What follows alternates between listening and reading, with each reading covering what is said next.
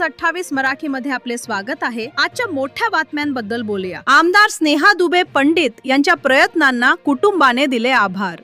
वसईच्या आमदार स्नेहाताई दुबे पंडित यांच्या हस्तक्षेपामुळे हल्ल्यात जखमी बालकाला दिलासा मिळाला आहे।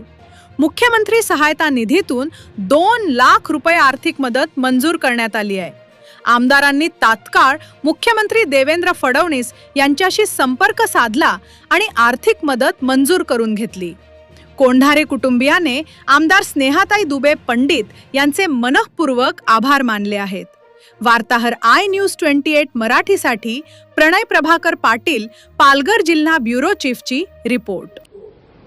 वसईचे आमदार स्नेहाताई दुबे त्यांनी मुख्यमंत्र्यांकडे लेटर पाठवलं होतं की बाळाच्या बिलासाठी, तर ते मुख्यमंत्री निधीतून 2 लाख रुपये आम्हाला भेटले आहे हॉस्पिटलला। तर नंतर त्यांनी पण ट्रस्ट, जे हॉस्पिटलचं ट्रस्ट आहे, त्यांना पण एक लेटर दिलं होतं की बिलामध्ये आणखी काहीतरी कमी करा म्हणून।